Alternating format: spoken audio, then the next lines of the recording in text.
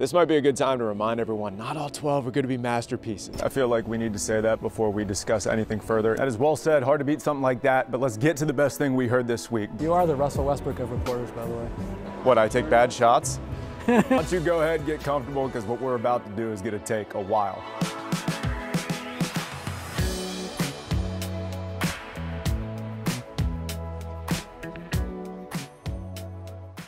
You know the old saying, you got 2 quarterbacks, you really got none. When you got 3 running backs, you actually got 1, 2, 3 running backs. By the numbers, this trio that we're talking about right here is combined for 1,288.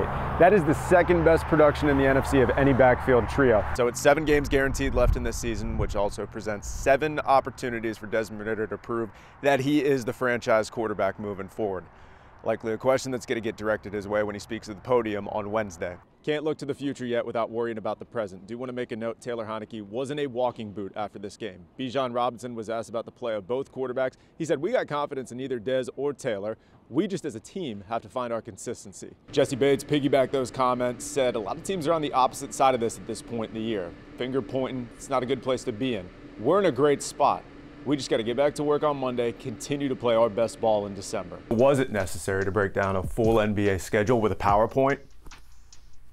Come on, if you're asking, you already know the answer to this one. Paolo said afterwards on the Bally Sports broadcast that his New Year's resolution was to make the play-in. When he spoke to the media at the post-game press conference, he said, "Let me correct myself. It's not a resolution, it's a goal. But if we keep doing what we're doing, I think it's very much in reach." Miles, they scored 29 points in this game. That was their most of the season. It was. They scored 28 points against the Vikings. That was their second most. They had 20 points and a half against Tennessee. Their most in one half. And what's the common thread there? All of those games quarterbacked by Taylor Heinicke. Erica, wave. That's our jib operator. We love her.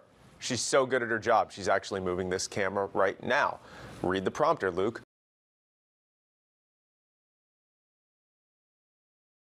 And here we go. All those questions about a potential quarterback controversy that Arthur Smith and this staff have tried to suppress, yeah, they were on full display. Yet again, Desmond Ridder in that first half was ineffective.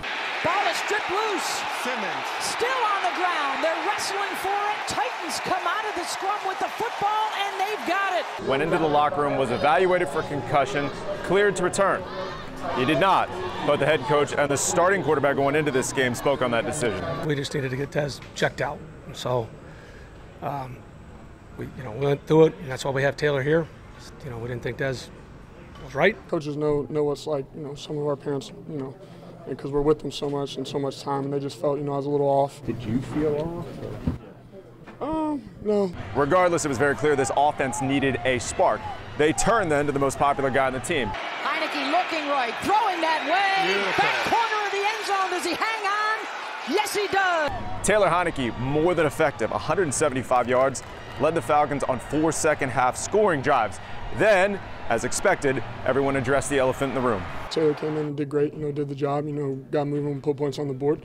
And then the day, it's a game of, being to come out and execute. And, like you said, the past couple of weeks have been tough as far as the execution part of it. Been in this position the last 2 years, backing up Fitzpatrick and backing up Carson Wentz, and it's unfortunate circumstances for the reasons I have to play, but when coach calls my number, you just kind of go in there and try to have fun with it. That's why we paid him to come in here and for moments like that. And he did a nice job. And fortunately, we got ourselves in a hole too little, too late. Now, when he was at the podium, Heinicke said what you expect a backup quarterback to say. This is Desmond Ridder's team.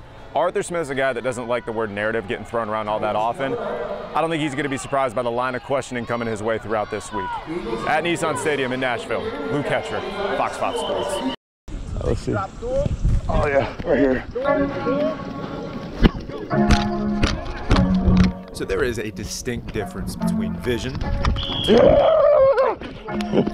and having one. That wasn't bad. If it's not abundantly clear just yet, Second try. Oh, I can catch this one. TK Keel has both. Oh, he got me. Pace Academy's Swiss Army knife is one of the best prospects in the entire country. Great day to be a knight, man. Let's go. That vision Oh, yeah, touchdown! Yeah! definitely comes with a plan. If I retire, then I see myself becoming a pilot because that is something I love doing and that's something I want to do after retiring from baseball. Wait, what? Yep. With football, it's not that hard. If you're catching a big pigskin round ball, and your job is to catch it and go score. With baseball, it comes with a lot of focus. TK, when he was younger, has been a great athlete and a great player in both baseball and football. What's been really cool is just watching him continue to grow over the years. What I envision for TK is what TK wants. Woo. Could be both, and maybe. I think he'd be pretty proud of, my success. It gives a look into his past. With getting my football offer from A&M and then committing for baseball to A&M, I feel like that was the final piece of the puzzle that brought us, close together, really. My mom always reminds me that, I had the same smile as him. Terrence Kill Sr. was a standout defensive back for Texas A&M. Went on to become a second-round pick in the 2003 NFL Draft by the San Diego Chargers. The most memories I have is watching videos on him on YouTube. Able to throw on 1st and 15. Deep sideline route.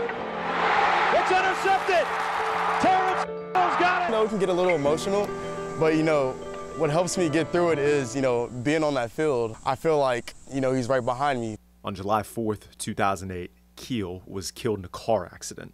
TK was just a toddler. He didn't ask me until later on, what really happened. Remember him as we tell you who he is. And then you can learn whatever else you want to know, but this is who he is. As, I got older, I started to, learn that that's something I had to carry on my back. So this is who TK Keel is, a man with great talent and perspective. I knew my mom would always be there for me. She's my mom and dad, all in one. But growing up, learning that I had to grow up without a dad is, it's honestly, helps me become the person I am today. And that vision for his future honors the past. Dad, thank you. I'm always gonna look up to you. I always love you, and hope you're having a great time up there, old man. Love you. In Buckhead, Luke Hetrick, Fox 5 Sports. I'm going to read this to you real quick. He wanted each of you to be great men, be great fathers, be great in your gifts and talents, and be great for your fellow man. You could be better than me. You could be more privileged than me. Have better aesthetics than me, but no one's going to work harder than me. Because everything I've been through just allowed me to stop looking at the bigger picture and focus on all the little things. Trent Stewart and Dougie Gray are chasing greatness. They're also searching for peace. Being able to go outside and go on a run, clear my mind, it just feels free, makes me feel better. When he was just 2 months old, Dougie lost both of his parents in a 2-week span. Poverty. Trent's life has had its fair share of tribulations as well. Absence of family members. That really keeps me going too, just making sure I don't have to go back to that when I get older and providing a better life for my family. 2 college athletes bonded by hardship, sports, and a best friend, Curtis Gray. Truthfully, Curtis was a positive-minded person. He was never the kid to go out to practice and complain about what he had to do. He was a very self-motivated person, and he always motivated the people around him as well. Kurt was always there to talk to me about what was going on in my life. He talked about what was going on in his life. I think y'all cool. All right, there you go. Behind that big, bright smile, Curtis hid his own pain. Injuries, a battle with depression, and his parents' divorce rocked him all at once. When Curtis walked in the room, the whole entire room would just light up. And there was a period of about 3 months where he just wasn't smiling anymore.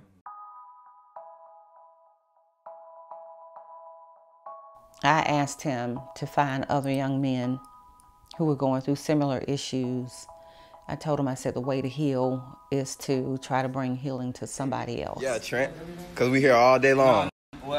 Yeah, dog, we here all day long. Through Ma Carmen's request, Curtis created a peer support group, the Blooders, short for Blood Brothers. Dougie and Trent were instant members. He loved those guys. Those guys loved him. Just him being there when no one else was is what made me shift my mindset and become the person I am. I watched him literally pull himself up by the bootstraps, and it was exponential leaps and bounds. It was like he made a decision. We all working here. Let them know, Brett. He did. Curtis and Trent transferred from Matanzas High to Flagler Palm Coast for their senior year. Curtis continued his dominance in track and field. Dig, get your knees up, knees up, knees up. There you go. At FPC, he became a triple jumper. He loved that. He found out he was actually naturally good at it. We always used to joke around with her that we would go to the Olympics in 2024. He found us happy, and he pulled everyone into that space.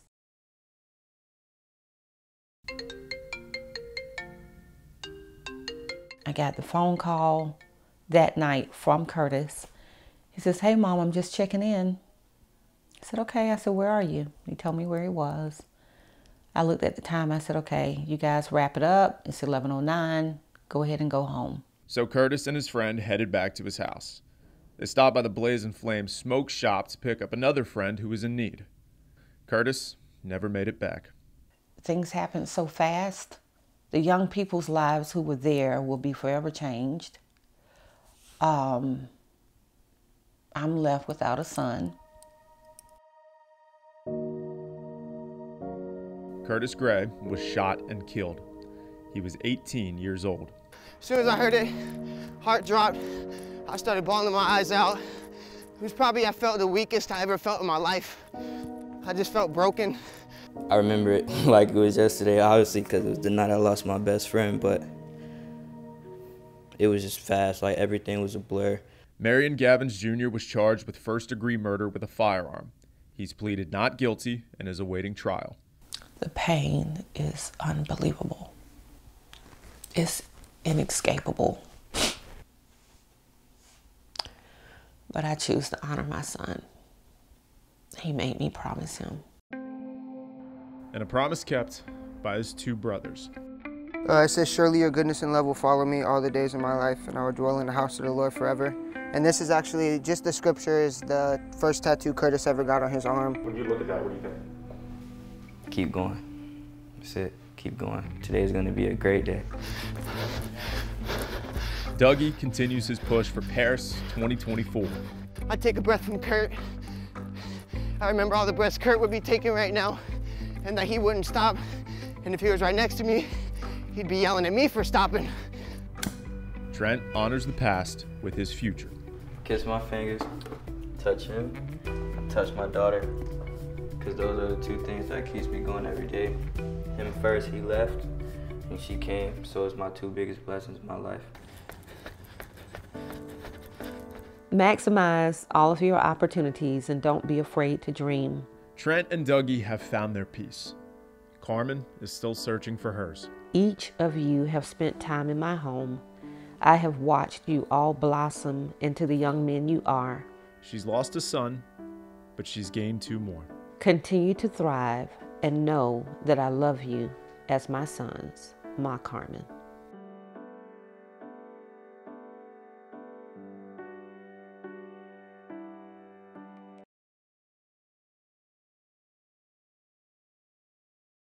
First video would be the headline. You know what it is. Ja Morant in Atlanta, third game back from that 25-game suspension.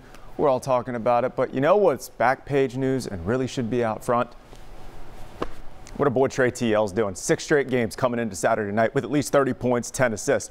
We don't talk about it enough, and why is that? Oh, because his team's lost 7 of their last 10. Here's a question for his head coach. How do you fix all that? The list is long. I think that it'd be long no matter what our record was, because that's the goal, is to keep getting better. So I guess that would answer your question. Let's go Family Feud style. Good answer. Good answer. Okay, here's a good strategy in this one. Let Trey fillet.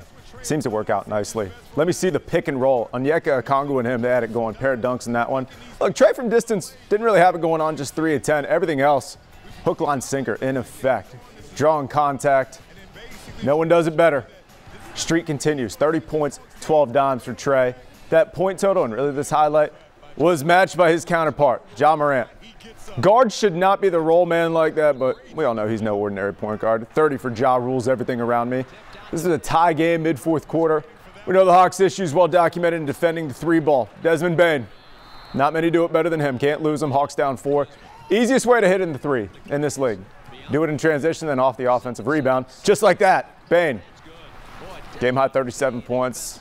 Later on, Ja working on Trey. Good defense.